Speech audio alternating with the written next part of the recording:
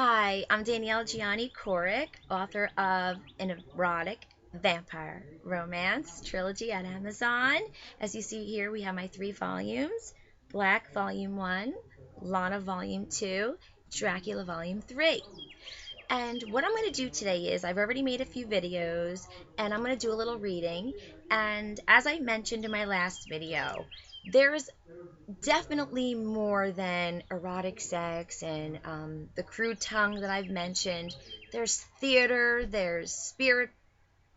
I mean, there's so much spirituality to it. There's moral, there's lesson, there's fantasy. Um, with all that being said, I'm just answering a couple emails in one sentence there. Okay, what I'm going to do today is I'm going to pick up where we left off last night, and that was these few sentences. I'm writing upon your pages to let out my emotions, so I can feel like a great mommy in the morning and prepare breakfast for my happy little family that I love so very much. Should I feel guilty for being so grateful for meeting Armand to give me such light to carry and give to my family? Lana. So today we're going to pick up, and this little piece of the story has theater to it, which I'm really excited about. I get very excited about this part when we get into the theater. As I said, there's many different avenues to this story. You're going to find Lana in her dream world, Lana in her world. It's like, what is going on here? Once again, I'm answering a couple questions. I've received a few emails asking, what is going on here? And I ask, how far into it are you? Basically the first chapter. And I said, keep reading. You'll get it. You'll understand. It jumps from real world to dream world. And once you get it, you get it. There's also a lot of poetry. I don't know if I've mentioned that, but there's definitely a lot of poetic lines. It's been called poetry in motion. Some of my readers have called it. Okay, I would like to begin. Thank you so much. February 21st. Hello, my diary. It's another night, another dream. This time it was of that same woman with the blurred face. She was putting together costumes for a theatre play.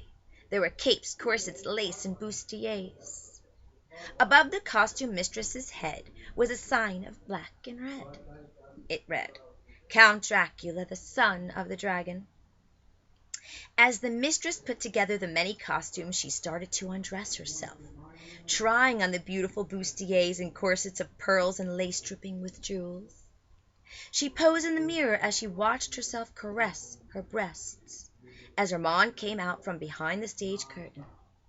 He cupped her erect nipples into his hands as she caressed him through his satin pants, and she said, Mirror, mirror on the wall, who is the fairest of them all? Armand said, Why, you are the fairest of them all. Milana melted onto the stage floor, naked, just waiting for Armand to rescue her fall. She said, If I am the fairest of them all, make me yours forever. Make me your forever someone. I want to be your one, for I am your true love. Armand dropped his cape to the stage floor and dimmed the lights to purple. Milana surrendered herself to Armand as her curvaceous little body went limp. He carried her onto his arms, unto the center of the stage, placing her gently onto the heart-shaped bed.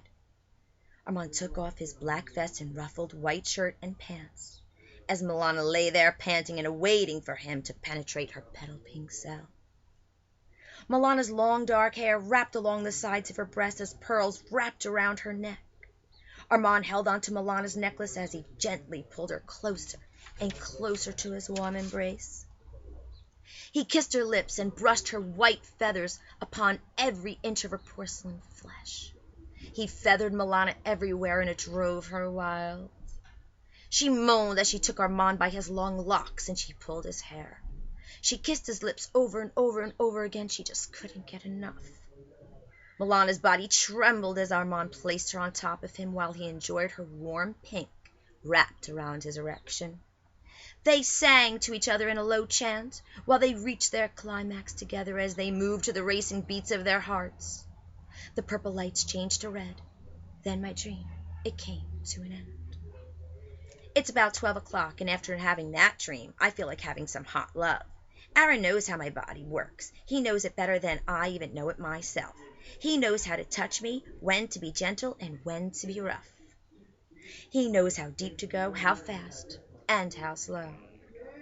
Anyway, I'm going to put you away, my diary, and try to wake Aaron in the sweetest way. Maybe some nibbles on his ear, or maybe some kisses on his chest, or maybe some bites upon his neck. I'll let you know all about it later, Lana. And there goes my phone. You know, this is the perfect time for my wine. And soon, you will learn about the dragon's blood. Pardon the phone. Just wait another second or two. Perfect timing, because now we're going to get into what she was going to talk to us about later. And I shall begin. Hello, my diary. It's about 3 o'clock a.m., and I'm in the kids' room right now, hiding inside their closet. Everyone is sleeping, and I'm about to write to you what I just experienced. After having that dream, I woke Aaron. I decided, well, okay, I could try to nibble on his ear, so I did that, but he really didn't move. Then I decided, well, let me kiss him up and down his chest. So I did. He squirmed around a little bit, but nothing much. So then I said to myself, okay, let me just bite his neck just a little bit. The bite definitely woke him, but not in the way I anticipated.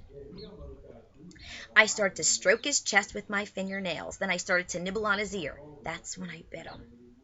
I bit him a little too hard. I pierced him and drew blood. Aaron not only pushed me off of him immediately, but he touched his neck and yelled, "Are you crazy? You made me bleed." Instead of going to get a tissue or a towel, I decided to embrace him and lick the blood from his neck. He looked at me in the eyes as I'm standing there with his blood upon my lips, and I smiled and said, "Are you okay?" Shocked, I guess his face was telling me. He said, "Am I okay?" "No, I'm not okay. You hurt me. You bit me." I said, "I'm sorry. I am so sorry." He said, "I'm not mad at you. I just don't understand why you bit me." I said, "I was trying to wake you up to get your attention." He said, "Are you okay? Are the kids okay? Is everything okay while you caught my attention?" "Is everything okay?" I said, "Yeah, I was just in the mood for some warm, sweet lovins." So I tried to make matters better, and I got a Band-Aid to put over his LANA wound. I kissed it again. I said I was sorry. Then he forgot all about the bite after the session that we had. Bodies of sweat combined for a slippery ride, holding on tight to the wrought iron headboard as we both had an orgasming climax together. Aaron has a way of just knowing how to hold on to me and how to move my body as he penetrates deep inside of me. I just love to watch his eyes roll behind his head as his back arches up and his body starts to go through many convulsions. You know, diary, I couldn't help but envision in my mind LANA and Armand's sexual encounter on the heart-shaped bed in the middle of the theater stage. Who was I making love to tonight? Was it Aaron? Was it Armand? Oh, gotta go. I think Colton's waking up. He usually does to go to the bathroom. As always, thank you for listening. Lana. Hello, diary. So today is every day. Me and my Colton and Crystal make me laugh. All the things they say and the things that they believe, the amazing things that they do. I just love every moment that I have with them. It's always fun to create projects. Today, Crystal painted a red robin on a tree branch with snow falling upon its beak, and Colton built Legos that took him no time at all, and a whole new creature of some sort was made.